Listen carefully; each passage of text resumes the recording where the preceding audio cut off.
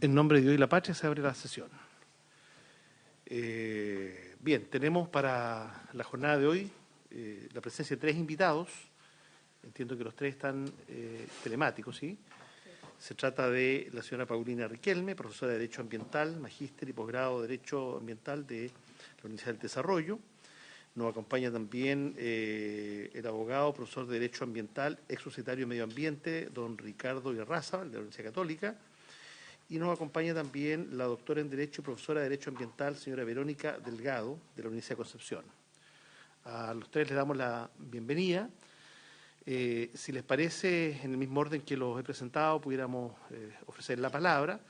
El tiempo que hay no es muy extenso porque también tenemos que ofrecer después con posterioridad la palabra a la señora ministra que nos acompañan porque hay algunas preguntas que quedaron aún pendientes del día de ayer y también los señores senadores y señoras senadoras tendrán que fundamentar el voto y eso significa también dejar algunos minutos para ello. Sí, hoy día se vota. El acuerdo es que se vota hoy día. Sí. Pida la palabra primero y se lo doy y usted fundamenta. Le pido la palabra. Senador Moreira. Presidente, nosotros con la comisión quedamos absolutamente claros de que teníamos que escuchar y que el único acuerdo que se tomó en los comités fue de que el día 31 nosotros vamos a votar en la sala.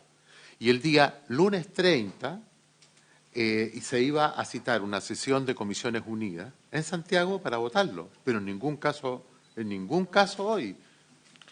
No, señor senador, yo no estuve en la reunión de comité el día de ayer, pero la información que me entregó el presidente del Senado, la jefa de mi comité, es completamente distinta. Lo único que se altera es el plazo para la sesión de sala, pero no hay ningún cambio en el calendario de las comisiones unidas fijadas por esto. Bueno, eso fue ratificado ayer. Qué raro, presidente, que yo haya entendido mal, porque yo me opuse a que el gobierno a última hora, este gobierno a última hora, le coloca discusión inmediata a un proyecto tan relevante como este. Nosotros también tenemos el mismo derecho de debatir, de analizar este proyecto en el Senado en los mismos tiempos de la Cámara de Diputados. Y no veo por qué aquí todo es rápido, todo es express. El acuerdo que nosotros tuvimos con el presidente del Senado, yo ahí discrepo de ustedes porque yo entendí otra cosa. Ahora, hay que ver cuál fue la decisión que se tomó, porque yo mismo te dije, citemos una sesión, ¿para qué entonces vamos a citar una sesión el lunes? ¿Para qué? Si quedamos de acuerdo que se iba a citar una sesión. No, me parece imprudente, porque lo que está haciendo usted, presidente, está ayudando a que su gobierno tenga menos votos con este proyecto.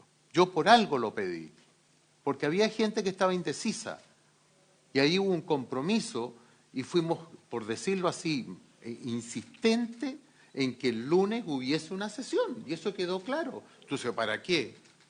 Entonces yo quiero preguntarle al secretario, quedamos nosotros, usted no estuvo obviamente por su intermedio presidente de la reunión, pero quedó claro que este lunes teníamos sesión. ¿Para qué vamos a tener sesión si ya votamos? Bien, están llegando también otros senadores que también estuvieron en la reunión de ayer que pueden ratificar lo que acabo de señalar.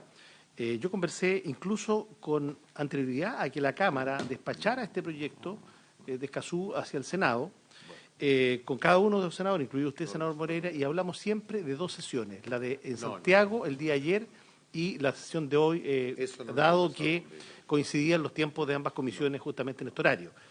Y ayer, efectivamente, de un sector político, de la oposición, hubo un planteamiento en orden a postergar la sesión de sala, que originalmente, entiendo, la mesa lo tenía previsto para esta misma tarde, exactamente, para esta misma tarde o mañana eventualmente, y ese cambio se produjo para el 31.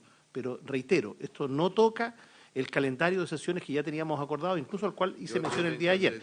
Yo recogería que la Secretaría nos pueda verificar o pueda cotejar con la Secretaría del Senado, ¿no es cierto?, que el ministro Fe en los acuerdos que se adoptaron el día de ayer en comisión. Pero ese es el acuerdo que a mí me notificaron desde mi comité, la senadora Alberto Carvajal, el presidente del Senado y la propia presidenta de la comisión como jefe de comité y la propia estuvo la subjefa. Yo le pediría, pero no vio ese tema. Bueno, y la propia presidenta de la comisión de Medio Ambiente. Bueno, vamos a tener problemas de ahora en adelante en esta materia. Bien. Porque yo exijo que este proyecto de ley, que este tratado se discuta más. Y ustedes a matacaballo lo que están haciendo es legislar. Aquí en un principio nosotros teníamos una postura muy clara, no, en contra. Nos hemos ido abriendo, pero necesitamos más debate, más claridad. Yo por lo menos estoy en totalmente desacuerdo. Si se tomó ese acuerdo, pero no le pregunte por WhatsApp. O sea, yo le pido que usted llame por teléfono al secretario y le indique o que venga para acá, que venga el secretario para acá. Bien, le voy a ofrecer la palabra también al senador Latorre y luego a la senadora Paulina Núñez, ambos también miembros del comité, no para tomar ninguna decisión, porque esta decisión ya está tomada, no para cambiar nada. Senador, por favor, senadores, escuchemos. Tiene la palabra el senador Juan Ignacio Latorre. Gracias, presidente. Saludarlo. A ver, solo ratificar el acuerdo de comité. Yo estaba ayer. Quedamos en votar el día martes 31 de mayo en la sala del Senado y también se dio la posibilidad, si se necesita una sesión más, que pudiera ser a la vuelta a la distrital, por ejemplo el día lunes en alguna de las comisiones o acordar una sesión especial o el martes en la mañana, pero votar en la sala del Senado el martes 31. Eso quedó como acuerdo de comité el día de ayer. Entonces, la decisión de convocar a una sesión más o a las que usted estime conveniente, presidente, está, pero dentro de ese margen de tiempo. Gracias, presidente. Senadora Núñez, senador Gaona, a continuación. Gracias, presidente. Yo estuve presente en la reunión de comité, de hecho muy atenta y pendiente de este punto. Sí, reconozco que el senador Moreira marcó el punto respecto de poder tener 3 sesiones unidas de estas comisiones y de esa forma poder votar el próximo martes 31.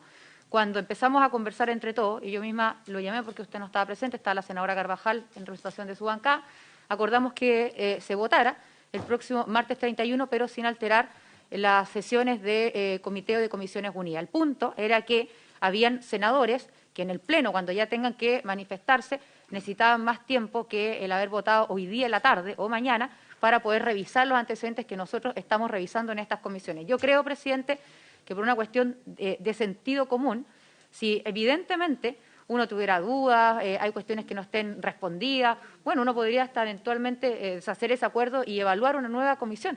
Pero yo creo que con las respuestas que se dieron ayer, con los académicos que hoy día vamos a escuchar y con las respuestas que me imagino van a ahondar por parte de las ministras, podemos perfectamente, digamos, sesionar en estas 2 comisiones y votar, eso sí, porque es parte del acuerdo, el martes 31. Y evidentemente cada parlamentario podrá votar como mejor le parezca, habiéndose formado su convicción, pero eso fue un acuerdo que se tomó ayer y creo que es importante recordar el acuerdo. Presidente. Bien, me pedí la palabra el senador Gaona en primer término. Senador Gaona. Gracias, presidente.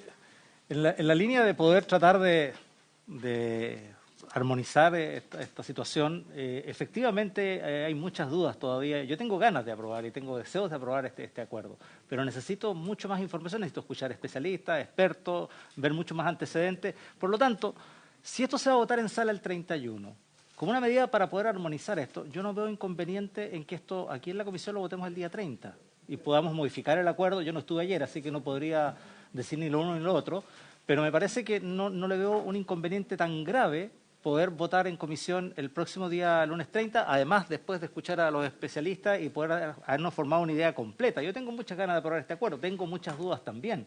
Es por eso de que pido esta posibilidad de armonizar un poco la sesión que tenemos hoy día, poder ponernos de acuerdo y no veo inconvenientes. Si la sesión de votación en la sala va a ser el 31, no veo problemas en que el día 30 cerremos con la votación de la comisión, si es que lo tienen a bien todos los senadores, por supuesto, presidente.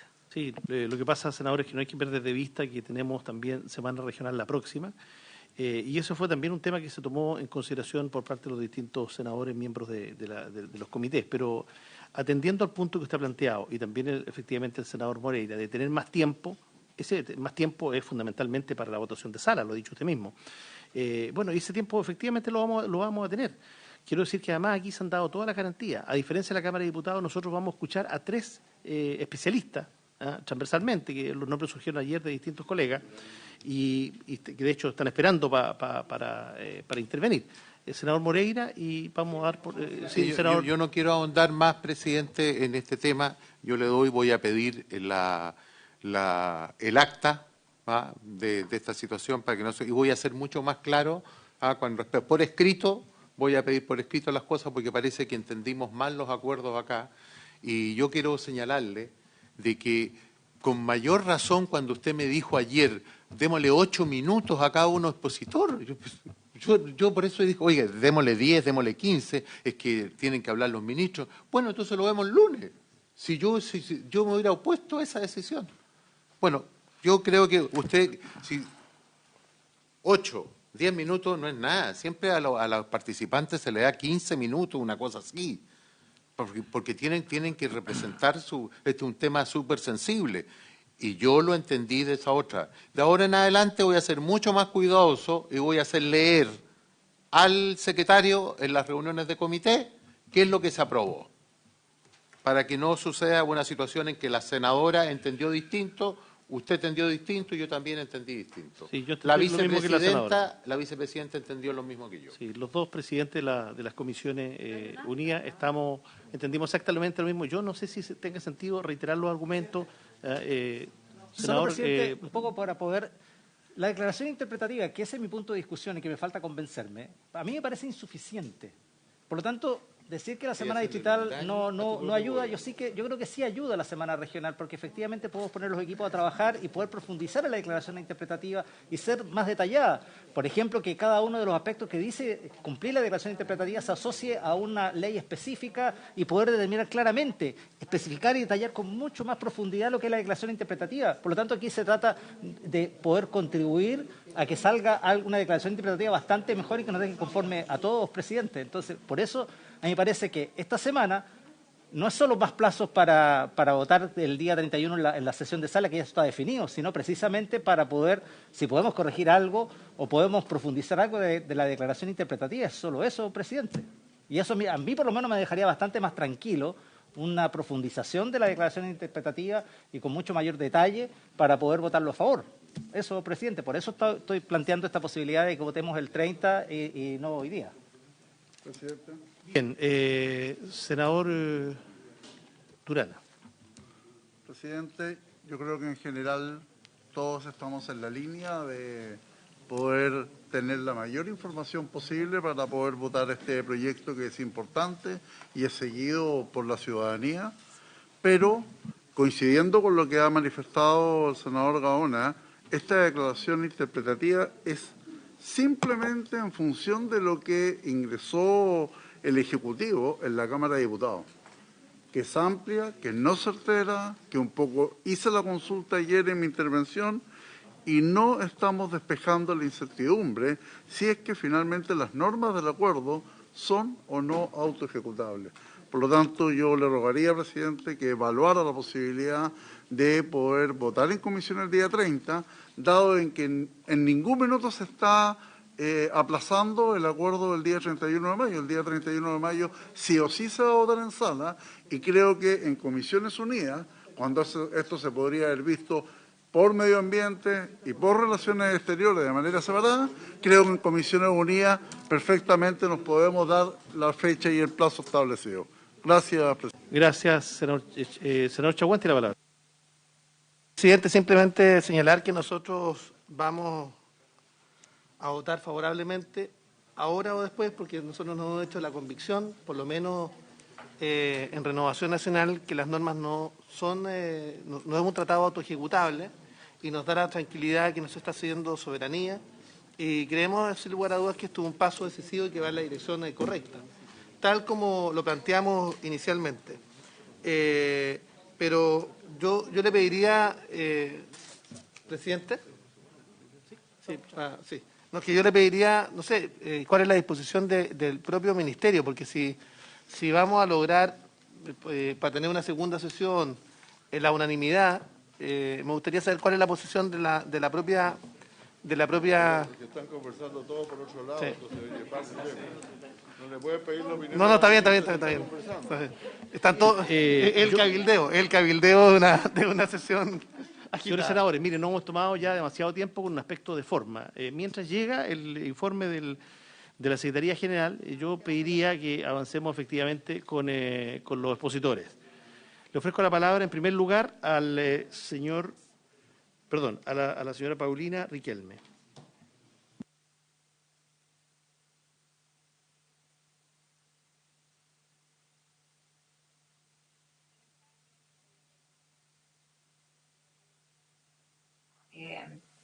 Senadores y miembros, senadoras y también representantes del Ejecutivo. Quisiera saber si puedo compartir pantalla para mostrar una presentación. Sí, por supuesto.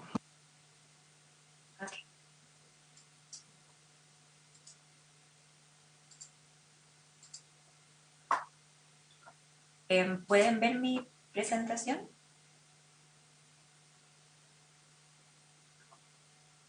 Sí, efectivamente. Sí, ok. Bueno, muchas gracias. Básicamente mi presentación me voy a circunscribir a los minutos que me han dado. Como se ha señalado, el Acuerdo de Escazú tiene 4 pilares muy importantes. Uno es el acceso a la información ambiental, que está contenida en el artículo 5 y 6 en su fase activa y pasiva. También la participación ciudadana en la toma de decisiones ambientales en el artículo 7. El acceso a la justicia ambiental con énfasis especial en grupos vulnerables en el artículo 8 y la protección de defensores ambientales en el artículo 9. Este es el corazón del Acuerdo de Escazú, y el Acuerdo de Escazú lo que hace es dar implementación al principio 10, ¿cierto? Con lo que consagra el principio 10, que es el acceso a la información ambiental, participación en las decisiones ambientales y acceso efectivo a procedimientos judiciales y administrativos. En el prefacio del Acuerdo de Escazú, la CEPAL señala que Escazú es un acuerdo regional y es un instrumento jurídico pionero en materia de protección ambiental, y también un tratado de derechos humanos cuyos principales beneficiarios van a ser la población de la región de América Latina y el Caribe, en particular los grupos y comunidades más vulnerables. Y el objetivo es garantizar el derecho de todas las personas a tener acceso a la información de manera oportuna y adecuada, a participar de manera significativa en las decisiones que afectan su vida y su entorno, y acceder a la justicia cuando estos derechos hayan sido vulnerados. Este acuerdo regional de cooperación es un acuerdo vinculante que va a generar sinergias con otros tratados internacionales de derechos humanos. ¿Y qué implica la sinergia? Implica que sintetiza una serie de instrumentos en materia de derechos humanos en un solo acuerdo regional vinculante, y por lo tanto establece un estándar de cumplimiento mayor en materia de acceso a la información, participación en la toma de decisiones ambientales y acceso a la justicia. Este estándar implica grandes desafíos para todos los países suscribientes o adheridos al Acuerdo de Escazú en América Latina y el Caribe, incluyendo Chile. Al tener como correlato diversos tratados internacionales de derechos humanos, en algunos casos tolerará doble protección a ciertos derechos. Por ejemplo, el artículo 4.1 del acuerdo referido a la protección del medio ambiente sano, el artículo 3 sobre principios, entre ellos el de protección, ambas recogidos en distintas sentencias internacionales e instrumentos internacionales, y también a propósito de los derechos económicos, sociales, culturales y ambientales que están plasmados en el artículo 26 de la Convención Americana de Derechos Humanos. Tiene aspectos positivos, efectivamente, porque establece estándares de transparencia y acceso a la información. El estándar de transparencia y participación va a ser mayor. Y la participación que plantea en su artículo 7 es una participación abierta e inclusiva de toma de decisiones ambientales, y no solo en el sistema de evaluación de impacto ambiental. Y este es un desafío también, va a ser un aspecto positivo y un desafío. En lo positivo, el sector privado también va a ser usuario de las plataformas de transparencia y participación, pudiendo beneficiarse de los datos y de la información disponible. Existen experiencias internacionales para poder evaluar los desafíos que implicará la implementación de este acuerdo en Chile. La hoja de ruta de su implementación a nivel nacional también deberá ser participativa, y así como escuché a la ministra ayer, va a ser participativa. Importante tener claridad respecto a esa hoja de ruta. Establece este acuerdo una pauta interpretativa de un estándar y alcance de determinados derechos humanos que antes estaban dispersos en distintos documentos. Desafío es la implementación en el sistema nacional. Requiere una hoja de ruta para su implementación en forma clara, oportuna y previsible. Se debe plantear cuáles van a ser las leyes, reglamentos y medidas administrativas que van a ser objeto de modificaciones. A su vez, las medidas de gestión que se van a implementar en el corto, mediano y largo plazo.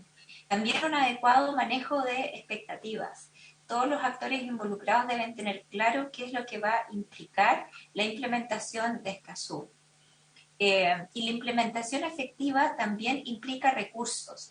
¿Van a existir recursos disponibles para dotar a los organismos públicos en su implementación? Y esto es una importante pregunta porque a propósito de las denuncias que le toca tramitar a la Superintendencia del Medio Ambiente, y a propósito de la reforma a la ley de la Superintendencia del Medio Ambiente, se generó un importante cúmulo de denuncias acumuladas que la autoridad no pudo tramitar ni procesar por falta de recursos. Entonces, aquí el llamado a atención es que se considere que la adhesión va a generar una hoja de ruta y un mapa de implementación, y ese mapa de implementación debe estar claramente definido, pero también considerando los recursos que se tienen que dar a los distintos organismos públicos que van a tener que implementarlo. Y la implementación de los estándares no puede ser una traba a la gobernanza ambiental en general, ni a las inversiones, ni a la participación. Hay preceptos que están recogidos en la legislación nacional. El artículo 5 del Acuerdo de Escazú contempla el acceso a la información en su fase activa. Está contemplado en el artículo 8 de la Constitución a través del principio de publicidad. También en la sentencia de la Corte Interamericana de Derechos Humanos sobre la prueba del interés público al solicitar la información, la Ley 20.285 sobre acceso a la información pública. En su faceta pasiva también está consagrado en la normativa, artículo 8 de la Constitución, la Ley 20.285, la Ley 19.300 a través de plataformas como el CINIA, el REDC y otros. La Ley 20.417 también, que crea la Superintendencia del Medio Ambiente y el Sistema Nacional de Información de Fiscalización Ambiental y el SNIFA. También, sin embargo, va a generar desafíos, y los desafíos están vinculados a qué información se va a transparentar y se va a dar acceso, que maneja la información y que no vaya de manera a afectar a la toma de decisiones ni a las estrategias que tienen los distintos órganos. Respecto de las implicancias prácticas de la adhesión por Chile al Acuerdo de Escazú, y enfocado, por ejemplo, en el artículo 7, es la participación pública en los procesos de toma de decisiones ambientales. El artículo 7, en sus 2 primeros párrafos, establece que cada parte tiene que asegurar el derecho a participación del público y para ello se compromete a implementar una participación abierta e inclusiva en los procesos de toma de decisiones ambientales sobre la base de sus marcos normativos nacional e interno e internacional, y que también va a garantizar mecanismos de participación del público en los procesos de toma de decisiones. Y acá el desafío es cómo se otorga esta participación abierta e inclusiva que no ralentice los procesos de toma de decisiones en materia ambiental. Esto es un desafío que hay que abordar con prudencia y con sabiduría. Por ejemplo, esto es a modo de ejemplo, en el sistema de evaluación de impacto ambiental, desafíos de este artículo 7 va a significar participación ciudadana en las declaraciones de impacto ambiental a todo evento. Significa suprimir, por ejemplo, o modificar de alguna forma la referencia a cargas ambientales. Esto es importante de analizar porque va a significar también recursos para su adecuada gestión. Los plazos de participación ciudadana que han sido criticados por ser acotados y por no generar instancias de participación continua en todas las etapas de evaluación, como las adendas. Para los proyectos que ingresan por estudios de impacto ambiental, el plazo es de 60 días, y para los proyectos que ingresan por día cuando ésta se considera pertinente es de 20 días. Por ejemplo, también si se prorrogará o no el plazo de participación ciudadana para ciertos proyectos. Esos son interrogantes y son desafíos que plantea este tema. En materia de otros instrumentos de gestión ambiental, y no solo de gestión ambiental, sino que instrumentos, por ejemplo, de planificación territorial, ¿cuáles son los desafíos en la implementación de la consulta y la participación? Los medios empleados para difundir la existencia de los procedimientos de participación son bastante restringidos. No hay, por ejemplo, norma o mandato respecto de cómo se va a implementar estos procesos de consulta en estos instrumentos. De acuerdo también en materia de las implicancias prácticas de la adhesión por Chile del Acuerdo de Escazú, contempla estándares que van a requerir consagración en la normativa nacional, como los preceptos referidos a facilitar el acceso a la información ambiental a personas o grupos en situaciones de vulnerabilidad y garantizar asistencia para formular peticiones, contar con sistemas de alerta temprana frente a una amenaza inminente a la salud y al medio ambiente, divulgar información en diversos idiomas si fuera necesario, adoptar las medidas necesarias para promover el acceso a la información ambiental privada. ¿Qué significa esto? El incentivo para los informes de sostenibilidad de empresas públicas y privadas, protección a los defensores de derechos humanos, asuntos ambientales. En materia ambiental, por ejemplo, no existe un mecanismo de apoyo a grupos en situaciones de vulnerabilidad para acceder a la justicia ambiental. Si bien en Chile existen instituciones destinadas a dar asesoría jurídica, no existen organismos gubernamentales destinados a la defensa en materia ambiental. Entonces, ¿qué significa el artículo 8, por ejemplo, en la implementación a nivel nacional? Tenemos también ciertos aspectos recogidos en nuestra legislación nacional, pero con un estándar diferente al Acuerdo Escazú. Y por lo tanto aquí en materia, por ejemplo, de participación pública, es relevante poder determinar cómo se implementa y cómo los estándares del artículo 7 se llevan a cabo en los distintos mecanismos de toma de decisión en materia ambiental. Hay un enfoque intercultural que contempla el artículo 7 del Acuerdo de Escazú y que es necesario también plasmar en la normativa nacional. En materia de justicia ambiental, si bien tenemos una judicatura especializada, aún quedan numerosos desafíos pendientes, como los métodos alternativos de resolución de controversia, en los términos planteados por el ODS 16 de la Agenda 2030, como lo plantea también el artículo 8, numeral 4, literal A, sobre todo, numeral 7, perdón, avanzar en eliminar barreras de acceso a la justicia en términos que plantea el artículo 8, numeral 4, literal A, respecto de grupos y personas en situaciones de vulnerabilidad. Entonces, la implementación del Acuerdo de Escazú requiere de reglas claras y previsibles para todos los actores involucrados de la sociedad, o sea, una hoja de ruta. Ello robustecerá la gobernanza ambiental en la medida en que se establezcan compromisos de corto, mediano y largo plazo que permitan manejar las expectativas. Lo anterior es de suma importancia en lo que respecta a aquellos preceptos que no tienen un correlato directo en la legislación nacional. Por otra parte, mencionar que la adhesión en sí misma al Acuerdo de Escazú no contribuirá a disminuir los niveles de conflictividad socioambiental si no se cuenta con un plan de implementación claro, con una identificación precisa de los cambios que se generará y también de recursos para la implementación efectiva. Y determinar también, en este caso, si se inyectarán estos recursos a los distintos organismos que se van involucrados en la etapa de implementación del Acuerdo de Escazú. Eso es mi presentación, señoras y señores senadores e integrantes de las mesas unidas. Muchas gracias. Muy bien, agradecemos entonces a la profesora en Derecho Ambiental, Paulina Riquelme, por su completa exposición. Le ofrecemos la palabra a continuación al profesor también de Derecho Ambiental, don Ricardo Irarrázaval. Muy buenas tardes, presidente, y un saludo a todas las senadoras y senadores presentes y también a las ministras de Estado. También tengo una presentación, presidente, que lo voy a proceder a compartir. Bien, ya está. Muy bien.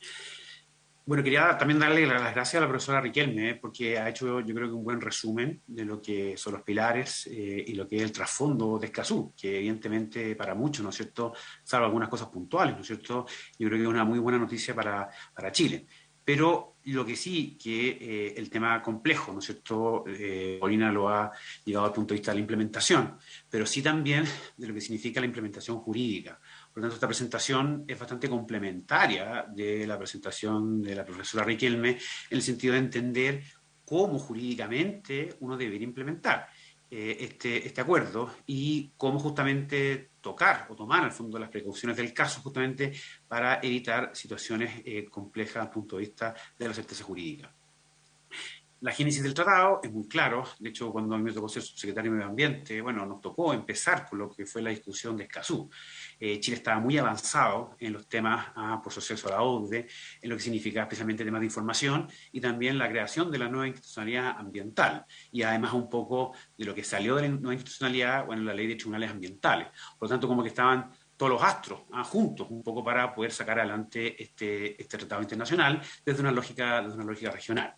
Ahora, como bien lo explicaba la profesora Riquelme, es un tratado de derechos humanos, por lo tanto, de acuerdo al artículo 5 de la Constitución, ¿no es cierto?, tiene un carácter supralegal.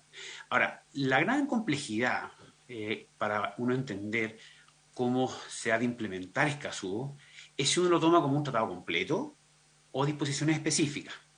Porque efectivamente, si uno analiza, ¿no es cierto?, el artículo 4, el artículo 13, ¿no es cierto? Bueno, hay varias menciones a lo que significa, ¿no es cierto?, la implementación gradual, ¿no es cierto?, a través de vías legales, reglamentarias, etcétera.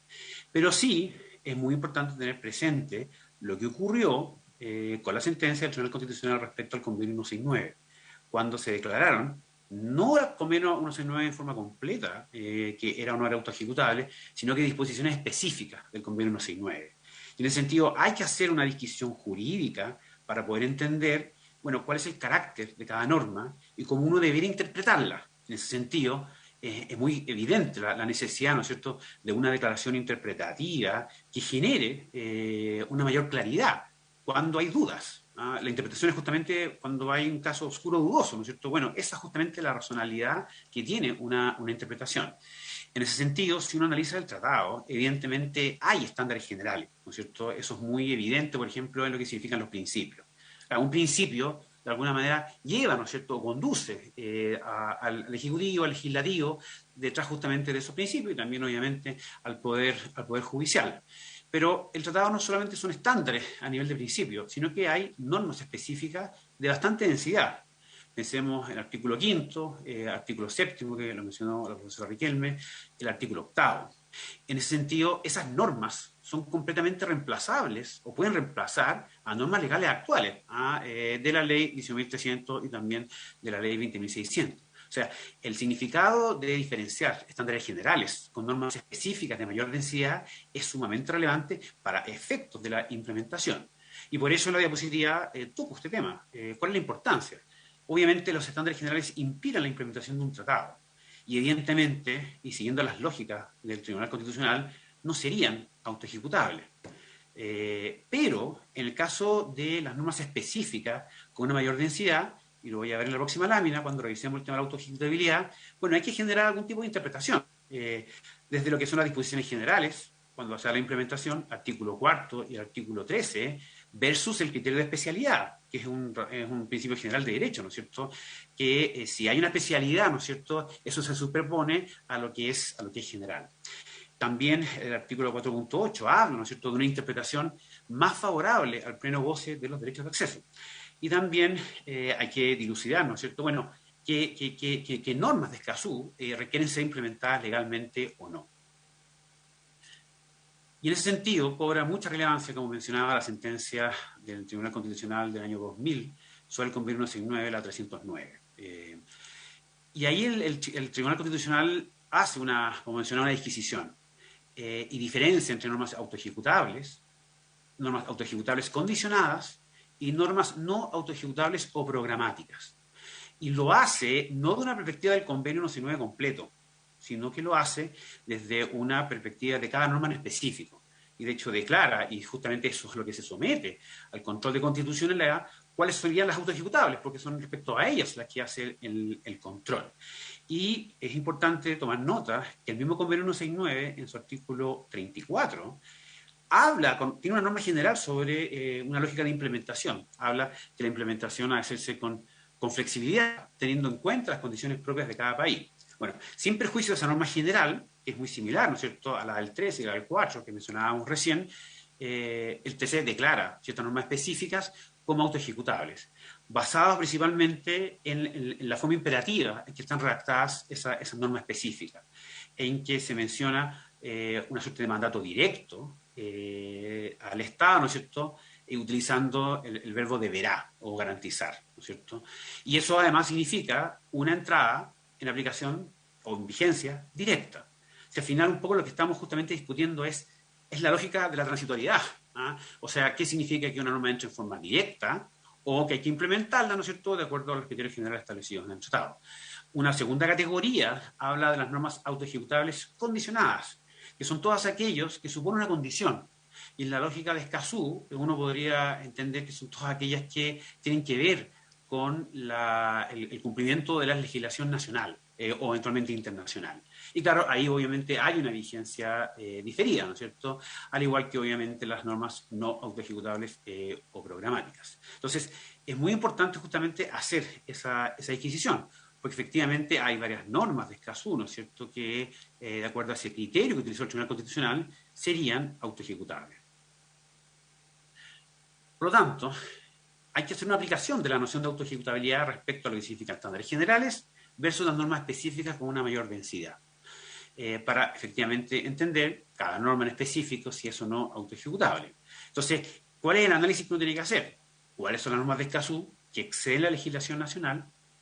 En segundo lugar, si dichas normas que exceden la legislación nacional, y lo que puede estar muy bien, son generales o son específicas, y si las normas específicas, de acuerdo a su redacción, son autoejecutables o no, o están sujetas a condiciones. Y obviamente si requiere alguna implementación. Y de ahí sale la relevancia de una declaración interpretativa, en que para que Escazú sea ratificado, ojalá que sea muy bien ratificado, ¿ah?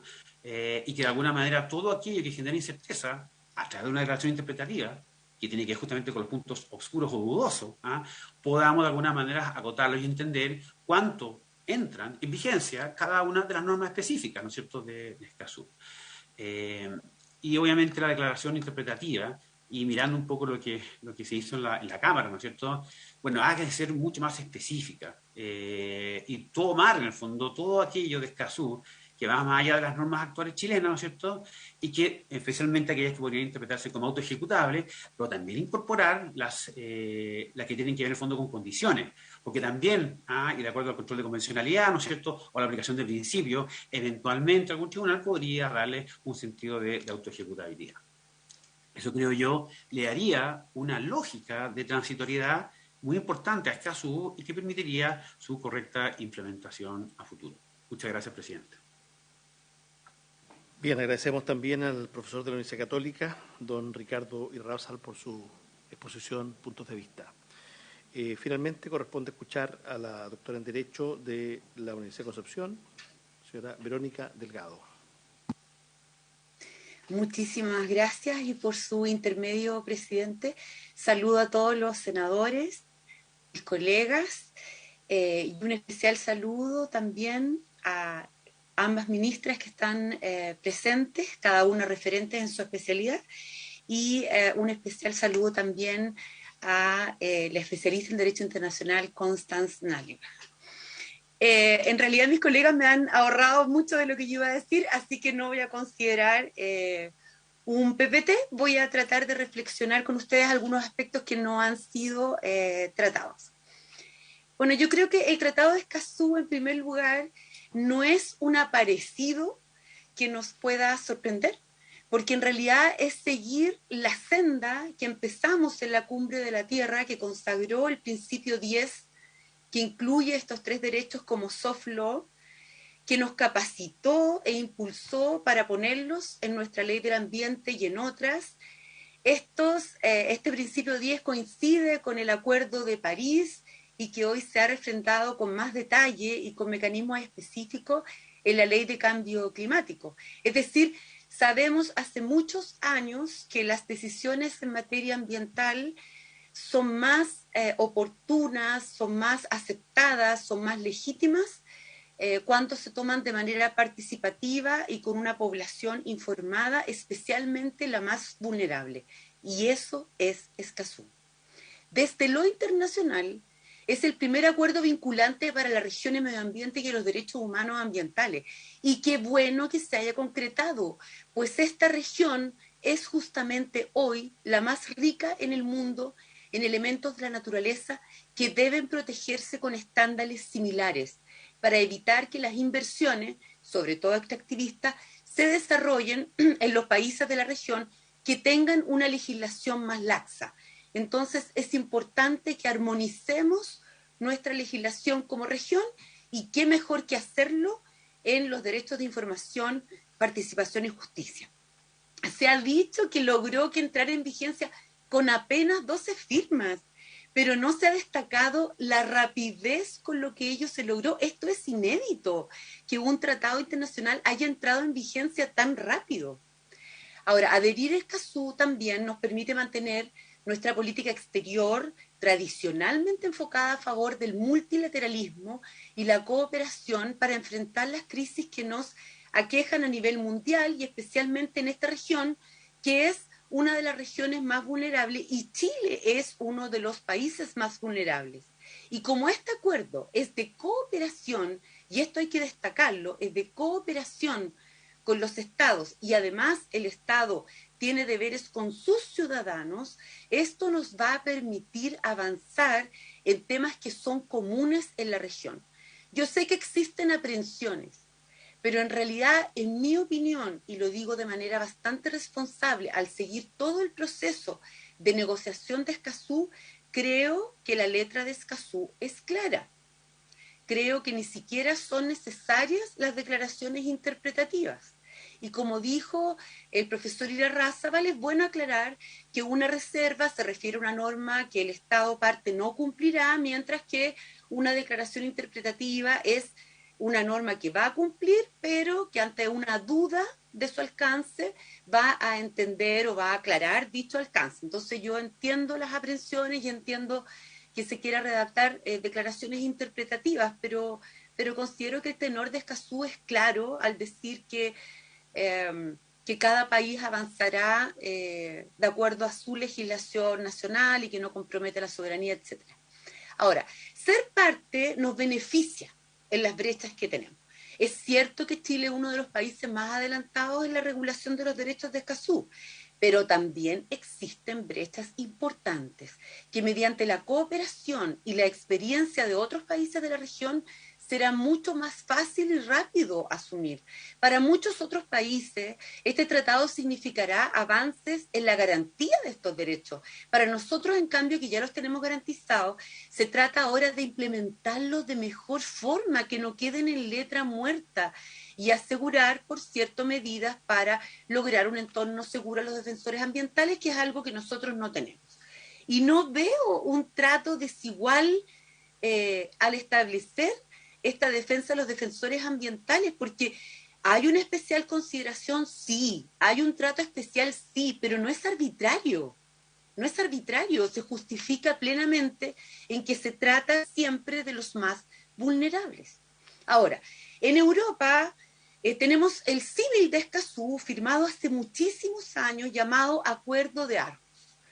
Luego, en base a este acuerdo, se firmaron directivas europeas, especialmente los estándares de información y participación, y que facilitaron el proceso de armonización del derecho en muchísimos países. Nosotros no tenemos esa integración, ¿verdad?, europea que nos facilite armonizar la legislación. Pero con ese texto de Aarhus, que yo me he dedicado a comparar con Escazú, es obvio que hay algunas diferencias porque han pasado muchos años. Pero lo importante es considerar que ningún cambio es radical y que la Secretaría Técnica de Aarhus estuvo presente colaborando durante toda la negociación de Escazú. Y es importante aclarar que en todos estos años de vigencia de Aarhus no ha habido ni una sola controversia entre los Estados partes.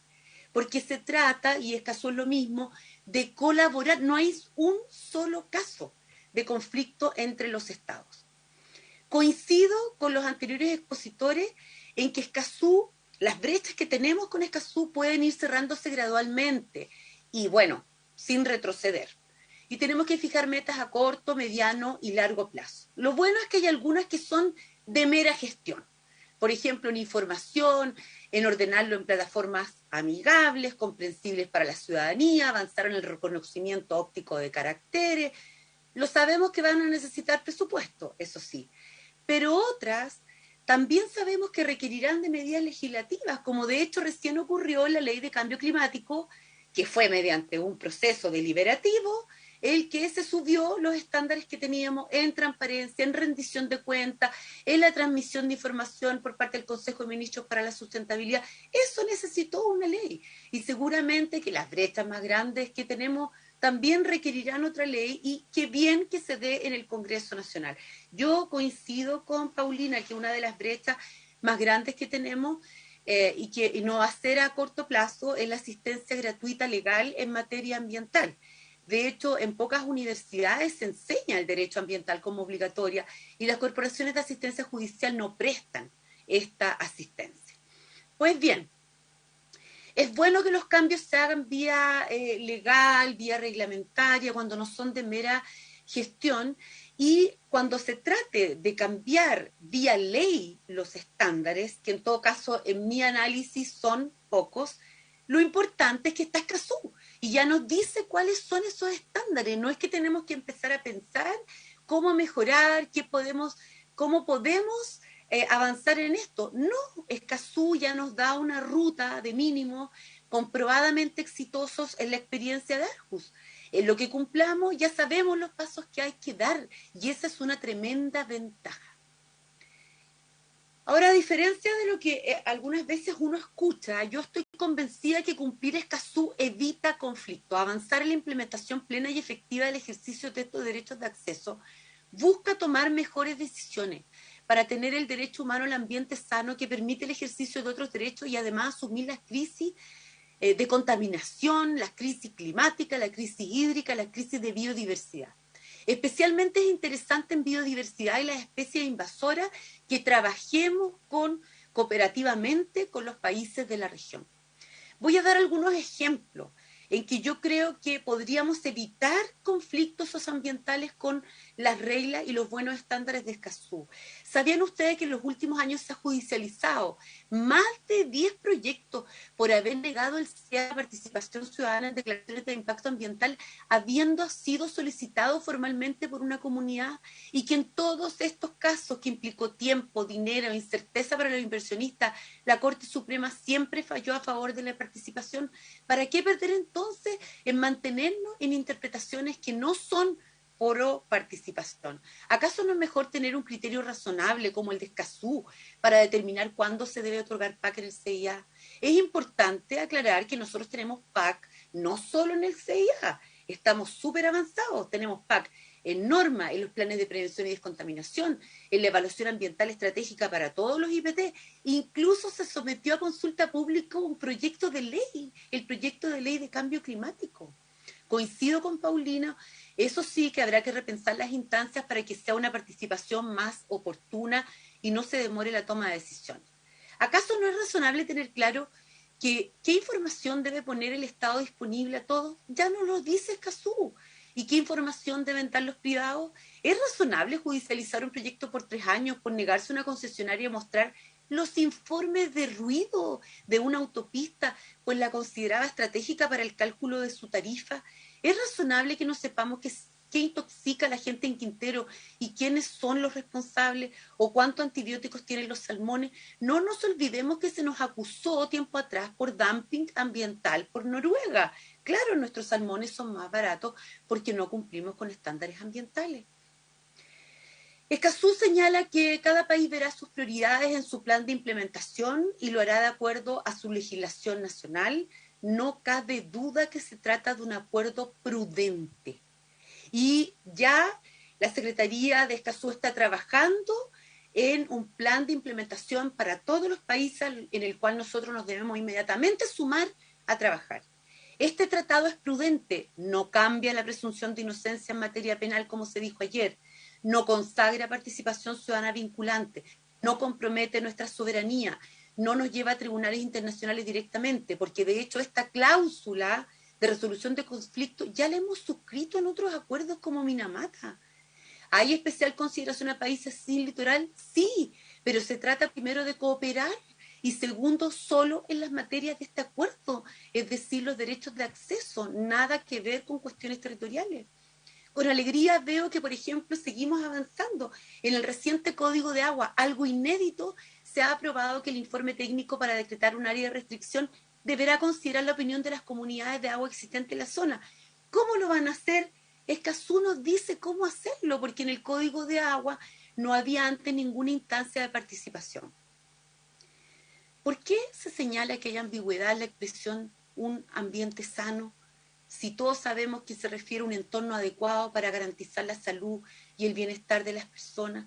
Esta expresión, de hecho, ya está en el artículo 11 del Protocolo de San Salvador, aprobado en esa misma sala del Senado y remitido al Poder Ejecutivo.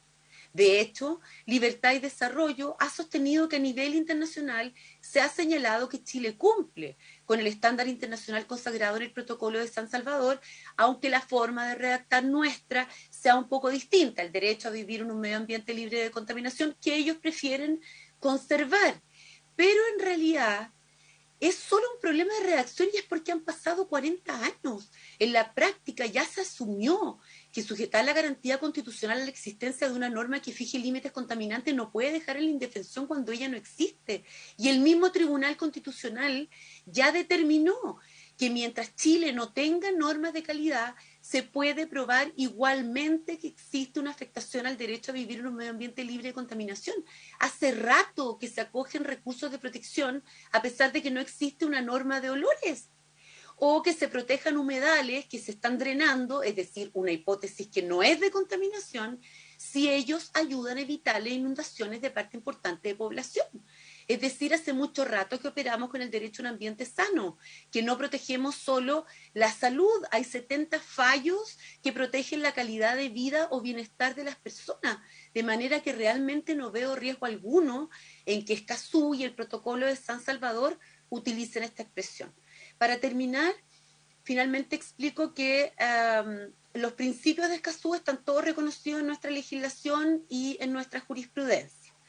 Y creo que el éxito que ha tenido Escazú en la Cámara de Diputados y en general en la ciudadanía es porque se trata de derechos muy importantes, tan importantes que la Universidad Católica, por ejemplo, con el profesor Irarrázaval dentro del grupo de profesores que propuso normas constitucionales, consideran que el tema es tan importante que debiera estar en la Constitución, es decir, en una norma supralegal. Ellos propusieron una norma que dice: deberá fomentarse la educación y el acceso a la información ambiental para permitir que las personas participen de los procesos ambientales. Eso es Escazú.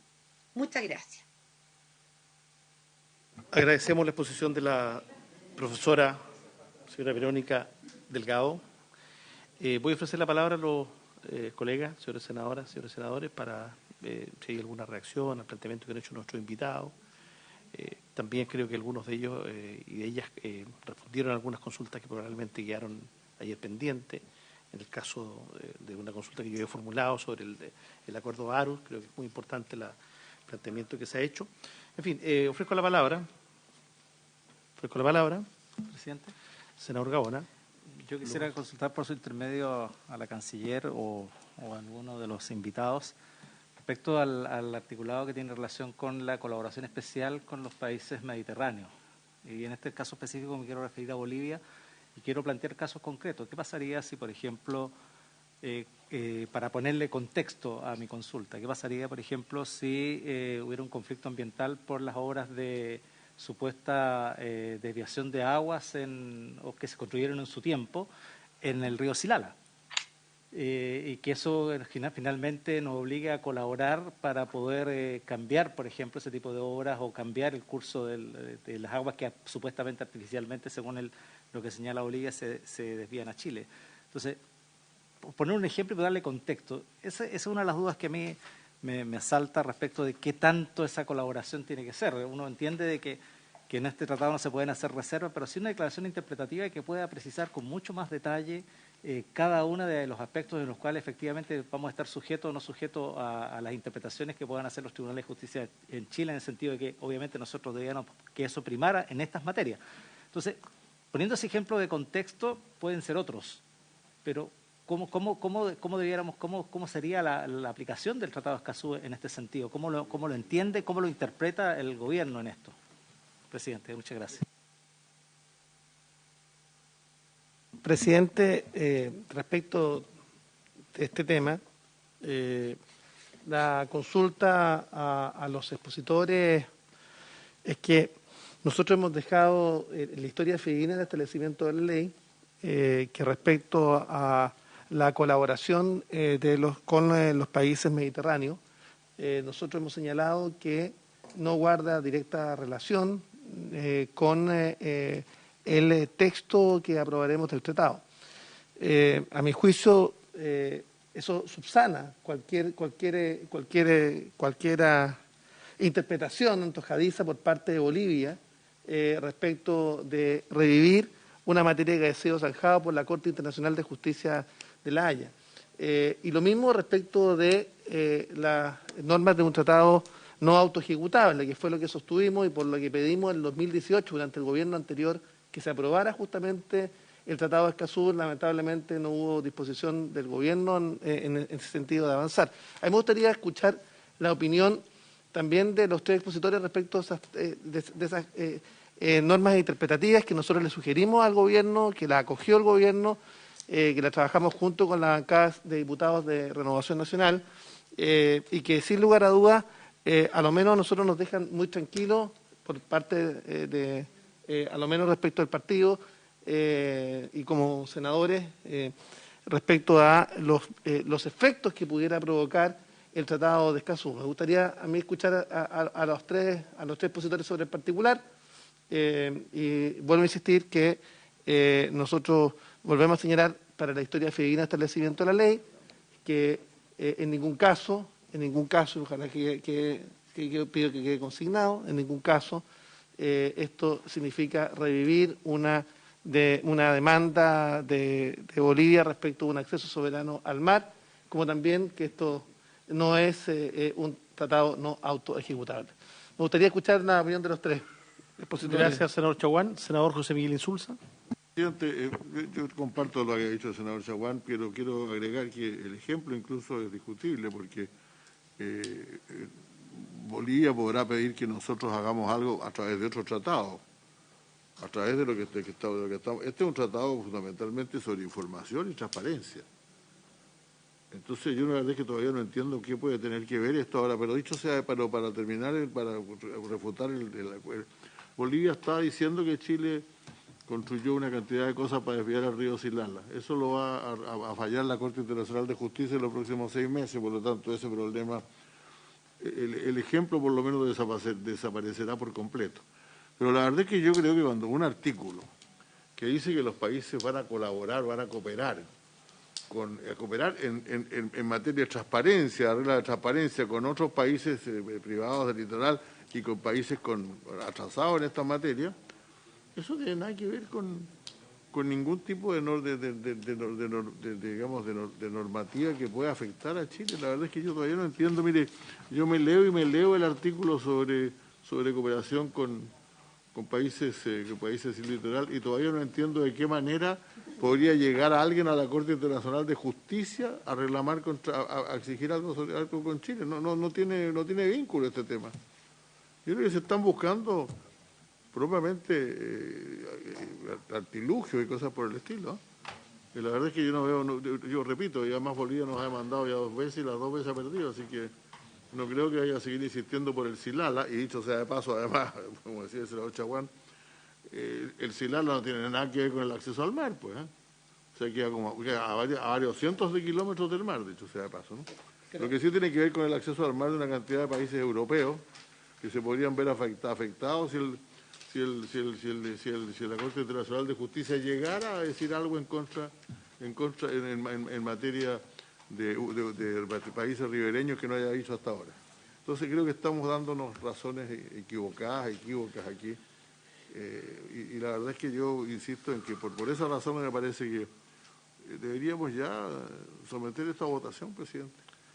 Senador Chaguán, ¿quería hacer alguna precisión a sus dichos antes de la palabra, senador? Agregar un antecedente a lo que plantea el senador Insulza, porque, a ver, las obras que canalizaron en las aguas del Silala datan del principio del siglo pasado, y efectivamente quien es propietario finalmente de esas obras es el gobierno boliviano, que efectivamente pudiera incluso, y consta en los alegatos y en la demanda, en la contrademanda, efectivamente pudiera incluso retirar las obras de canalización. Podría retirarlas. Y eso no afecta en nada, porque hay un reconocimiento primero que es un río internacional transfronterizo, que en definitiva cae en nuestro territorio por gravitación, y que en definitiva eso no afecta en lo más absoluto finalmente que Bolivia pueda efectivamente iniciar obras incluso de retiro de las obras de canalización, debido a que está reconocido por parte de Bolivia en la contrademanda efectivamente el carácter de río internacional transfronterizo. Por tanto, eso no afecta en ningún caso las pretensiones de Chile. Por eso estamos con tanta tranquilidad respecto a lo que falla la Corte Internacional de Justicia de La Haya. De hecho, en la contestación en la réplica, efectivamente lo que hace justamente Bolivia es reconocer que es un río internacional transfronterizo y por tanto Chile tiene pleno derecho al uso de las aguas. Por tanto, uno podría sostener que incluso no hay controversia respecto de la materia que se va a debatir respecto a la Corte Internacional de Justicia de La Haya, salvo aquella agua adicional que caiga por gravitación justamente por las obras de canalización, a lo que justamente el gobierno de Chile ha señalado que está disponible a que incluso se retiren, pero eso no cambia en absoluto aquello que se sostiene en las pretensiones bolivianas y menos el justo derecho que tiene Chile al uso de las aguas del río Silala. Bien, la senadora Núñez me ha pedido la palabra a continuación. Sí, después. Gracias, presidente. A ver, a propósito de lo que expusieron los académicos que hoy nos acompañaron, y gracias por ese tiempo, y también respecto de una minuta, medidas a adoptar para la implementación del Acuerdo de Escazú, quería, por su intermedio, pedirle al Gobierno lo siguiente, porque leí, ¿cierto?, la minuta, está dividida en implementación del acuerdo, implementación en Chile, y respecto a este punto me parece importante decirlo: difusión, capacitación, medidas de gestión dentro de las atribuciones actuales, y por último el plan participativo, que en realidad lo que contempla es que se va a realizar una evaluación con participación del público.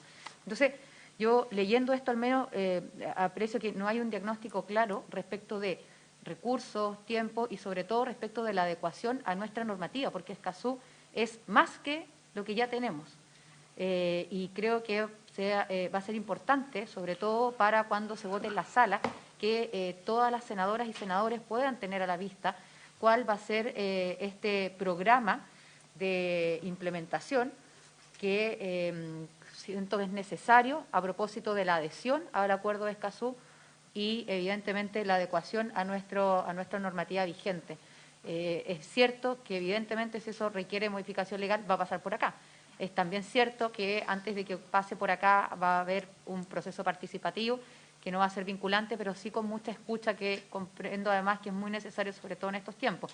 Pero hoy yo me atrevo a decir que no hay un programa de implementación, porque incluso en la implementación del acuerdo, en esta minuta, digamos, hay un resumen de las normas que tienen, pero al final dice: en consecuencia, los Estados partes podrán desarrollar leyes y reglamentos o adoptar decisiones administrativas, políticas, seguimiento. O sea, muy amplio, que no quiero confundirlo con lo flexible que puede ser la implementación, sino que por muy flexible que ésta sea, creo que el Gobierno sí debe presentar un programa de implementación con tiempos, con recursos, y si este demora 3 o 4 años, como a lo mejor se ha hecho en los otros gobiernos o países, mejor dicho, que ya han adherido, bueno, demorará 3 o 4 años, pero creo que es importante tener al menos la adecuación con la actual normativa jurídica, porque no tengo ninguna duda que los estándares de Escazú son más elevados que lo que tenemos.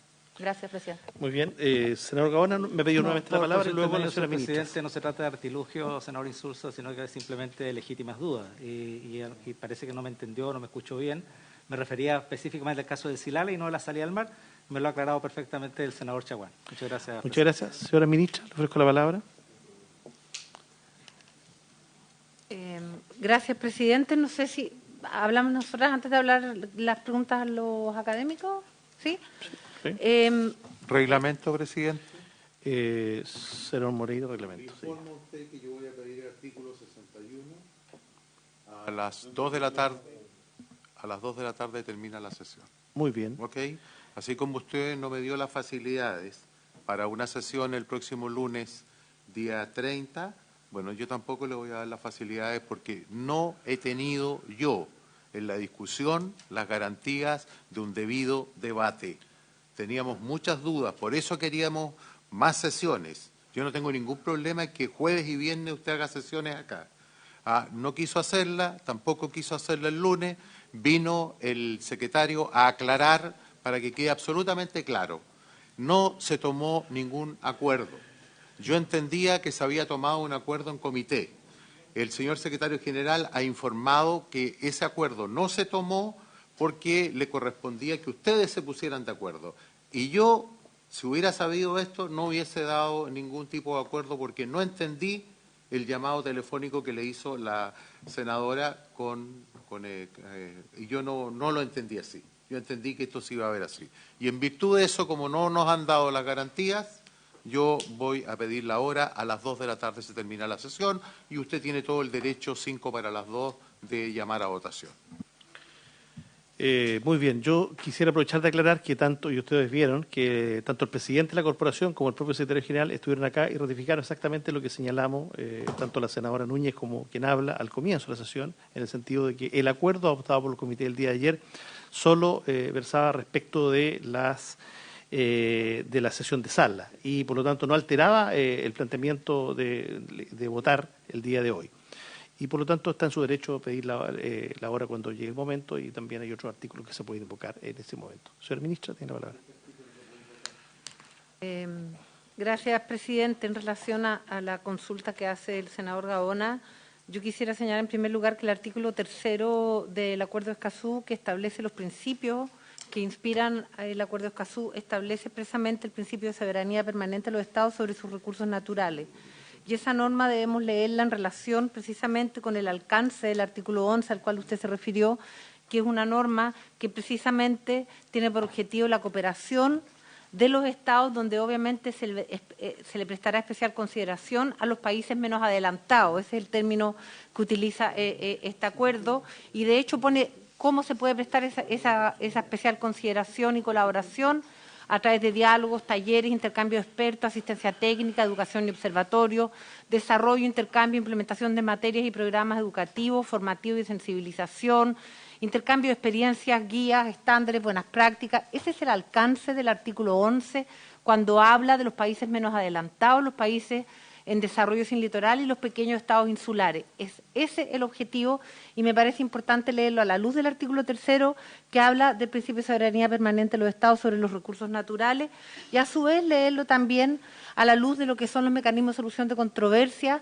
que requieren una negociación entre los estados partes. Si el día de mañana nosotros tuviésemos una controversia con Bolivia en la aplicación del Acuerdo de Escazú, tenemos que ponernos de acuerdo cómo vamos a resolver esa controversia y la declaración interpretativa, lo que señala la declaración interpretativa es que no estamos reconociendo la opción que es ir a la Corte Internacional de Justicia, que es una opción.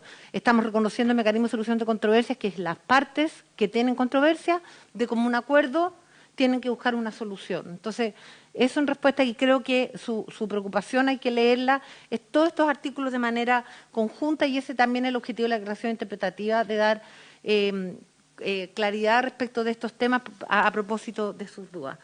Presidente, si me permite, yo quiero hacer un alcance respecto al convenio 169 y el fallo del Tribunal Constitucional.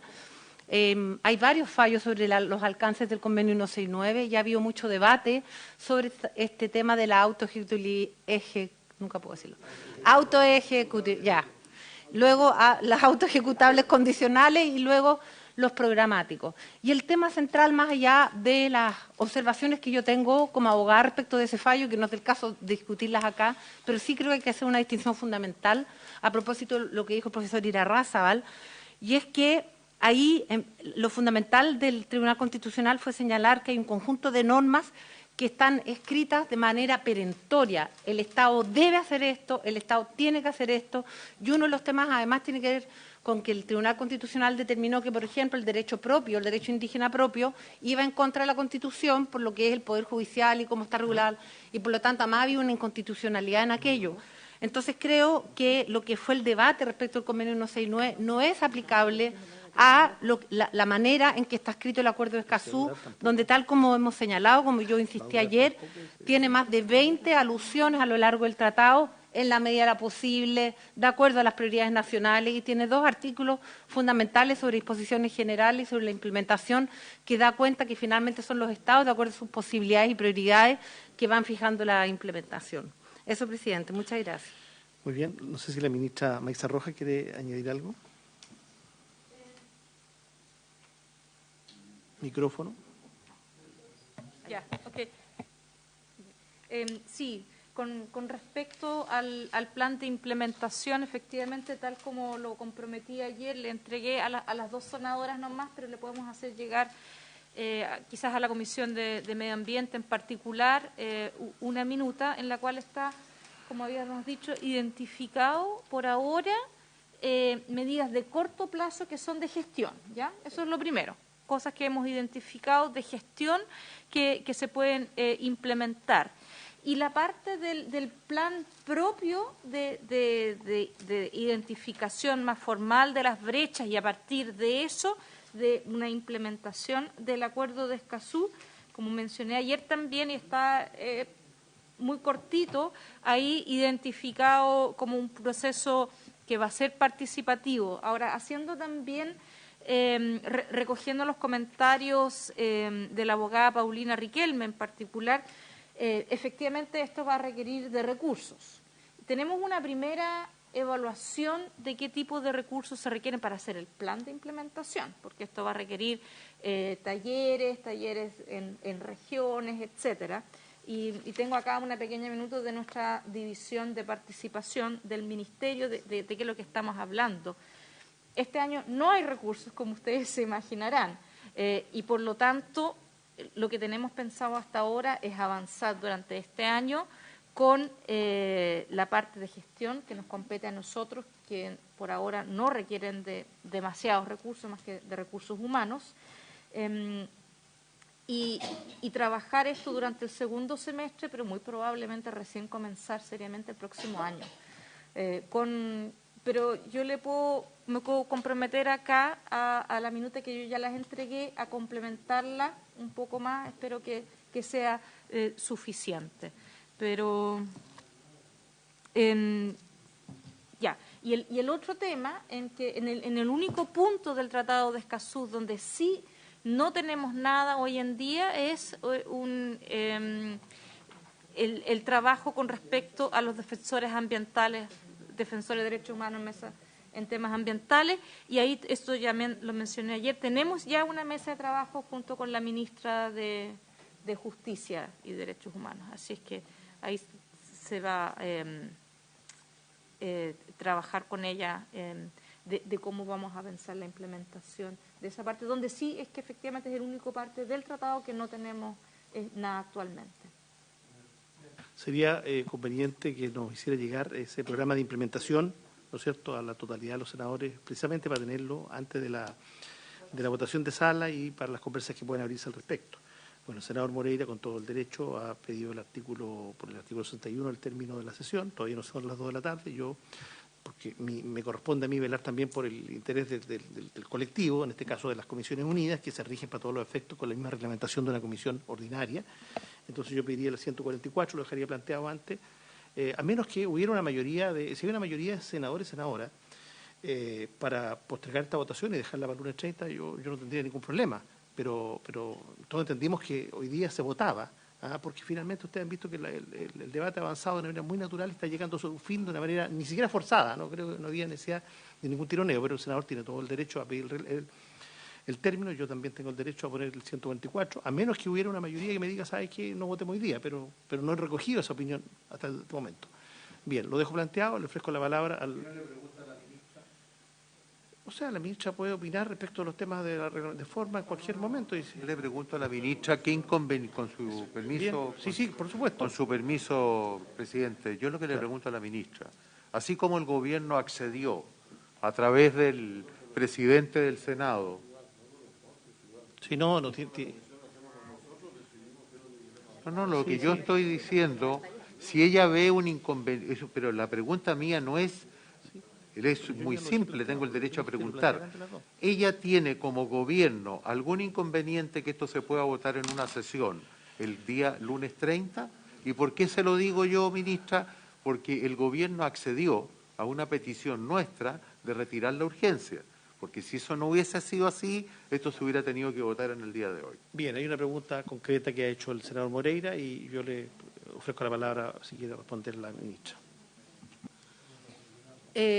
Bueno, sí, en primer lugar, destacar que esto está dentro de la autonomía de la corporación, como lo van a hacer, pero desde el Ejecutivo, obviamente para nosotros este es un acuerdo que tiene toda la prioridad, pero también nos importa poder responder a las distintas dudas que los senadores tienen y, por lo tanto, tenemos toda la disponibilidad hacia así estas comisiones, porque son dos, desean posponer la votación. El único problema que vamos a tener, que no es un tema menor, es que nuestra ministra de Medio Ambiente va a estar de viaje y obviamente yo creo que para ella sería importante estar, pero más nos importa estar a disposición de las distintas dudas que puedan eventualmente tener los senadores y senadoras, y si eso ayuda para poder obtener un apoyo transversal como lo obtuvimos en la Cámara de Diputados, está a nuestra disposición de que se pueda votar el otro lunes y después en la sala el martes.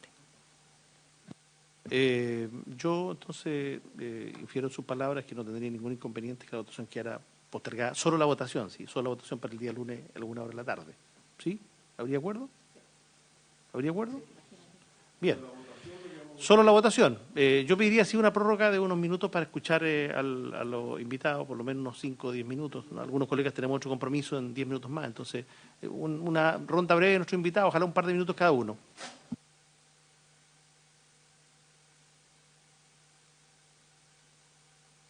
Mismo orden, si es posible. Señora Paulina Riquelme, ¿algún comentario que agregar? Dos cosas. Uno, frente a la pregunta respecto de las declaraciones interpretativas, solamente señalar que el acuerdo Escazú no admite reservas y por lo tanto las declaraciones interpretativas van a dar un contexto a nivel interno. Pero a nivel internacional no tienen mayor relevancia. Pero a nivel interno sirven para dar contexto cuando se esté consultando la historia fidedigna de esta adhesión al acuerdo. Con respecto a la implementación, yo agradezco la claridad que nos brinda la ministra. Es muy importante poder tener claro la hoja de ruta y tener claro los recursos, porque si no se generan expectativas no satisfechas. Y eso es un tema que es muy importante el tener que considerar. También, con respecto a los procedimientos, el artículo 7 del Acuerdo Escazú establece la participación no solo, y no dice especialmente en los procedimientos administrativos ambientales, sino que en la toma de decisión ambiental. Y esto aplica a todos los procedimientos que no necesariamente tengan el apellido ambiental, pero que sí que tengan una dimensión ambiental en el contexto de los órganos de la administración del Estado. Por lo tanto, no es solo el sistema de evaluación de impacto ambiental y las discusiones sobre la participación en las vías o no, o cómo se restringen los plazos o no, sino que también cómo está reflejado en los otros instrumentos, por ejemplo, en la participación ciudadana en los planes reguladores comunales, porque eso está regulado en la Ley General de Urbanismo y Construcción y no tiene el mismo estándar ni el de la Ley 19.300 ni el Acuerdo Escazú. Entonces, es una labor de identificación de todos los procesos de toma de decisión. no solo los que uno considera tradicionalmente como ambientales. Eso es lo que quería acotar. Muchas gracias. Bueno, muchas gracias. A ver si nuestro siguiente invitado, con la misma síntesis de la señora Paulina. Le ofrezco la palabra. Señor Raza. De todas maneras, presidente. Sí, un poquito me quería referir a lo que mencionó la canciller, que eso, al final, cuando hay varias normas de Escazú que justamente hacen reenvío a la legislación nacional, cuando hay normas que no hacen el reenvío, le da mayor fuerza a la autoejecutabilidad de esas normas. Y por otro lado, específicamente en el 7.1 y 7.2, se habla de cada parte deberá asegurar y cada parte garantizará.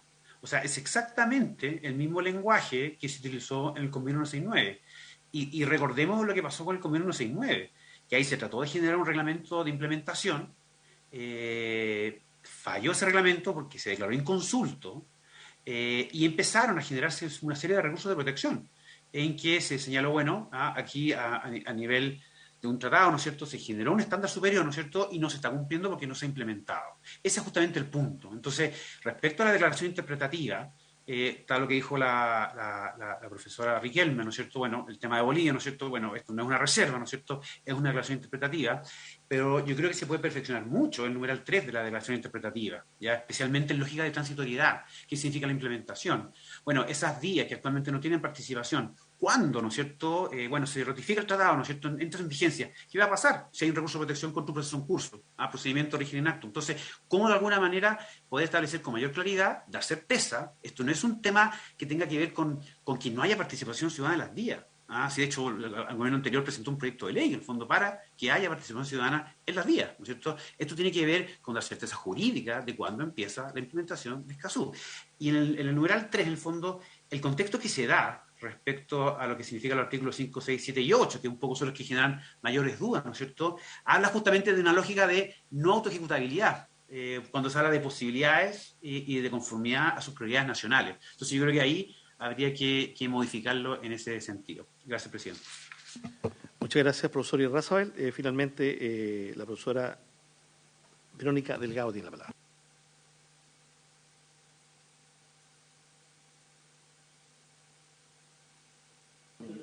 Micrófono, no le escuchamos. Silenciada, micrófono. No se le escucha. Disculpe. Yo creo que es claro que el acuerdo de Escazú no se puede instrumentalizar para problemas internacionales con Bolivia, sea el ingreso al mar o por el Silala, o obras ambientales o contaminación de un estado a otro, porque los temas del tratado son otros. O sea, la relación es de cooperación. ¿Y para qué? Para la implementación de los derechos de acceso de los ciudadanos de cada país a la información, a la participación y a la justicia.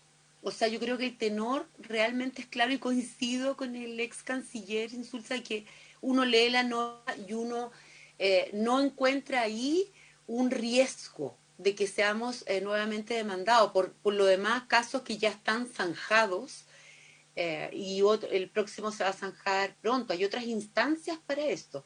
Este es un acuerdo que yo no lo considero riesgoso. Considero que puede haber incertidumbre acerca de cuán más fuerte puede ser, por ejemplo, la participación ciudadana en Chile en materia ambiental y en otras. Pero creo que tenemos las herramientas para hacer un plan de implementación gradual, como es respecto de todos los tratados internacionales. Cuando firmamos el Acuerdo de París, no teníamos que tener un acuerdo de implementación ya listo ahora ya, y recién estamos sacando la ley de cambio climático y tenemos una NDC donde recién fijamos los años en que vamos a cumplir las metas. Entonces, yo creo que ese plan de implementación da tranquilidad, da seguridad, y qué más seguridad que los cambios que haya que hacer a las leyes sean en el Congreso Nacional. Creo que la sombra del 169 no nos debe nublar la mirada, más aún con un fallo bastante cuestionable de hace 20 años atrás. O sea, el fallo del Tribunal Constitucional por el 169 es de hace 20 años y se ha escrito, no ríos, pero varios esteros de expertos en derecho internacional sobre ese fallo. Así que yo llamaría a la firma de Escazú con tranquilidad, dándole la oportunidad a ambos ministerios para que trabajen en un plan de implementación que sea gradual, por cierto, y acorde a nuestra realidad presupuestaria y temporal.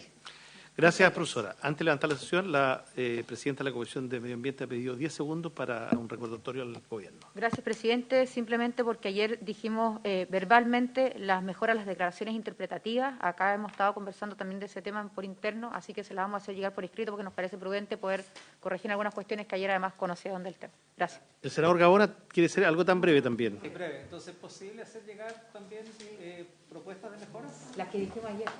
¿O eso que es exclusivamente reservado a los presidentes de las comisiones? No. Vamos a hacerla llegar. En los términos de ayer, al Ejecutivo. Bien, nos encontramos el próximo lunes 30, solo para votar con fundamento de voto a las 17:30, a 18:30. El lunes 30, de 17 a 18, de 17:30 a 18:30 horas, para votar, solo para votar con fundamento de voto de los señores senadores, señora senadora. Ministra, tiene la palabra. Presidente, si me permite, ya que tanto la senadora como el senador han hablado de algunas dudas respecto del documento sobre declaración interpretativa, en la Cámara lo trabajamos previamente con Nicolás Godoy y Constanza Nagalech. Lo que les pediría es que tan pronto puedan envíen esa propuesta para que los podamos conversar durante esta semana, por favor. Muy bien, Gracias. por haberse cumplido el objeto de la sesión, se levanta.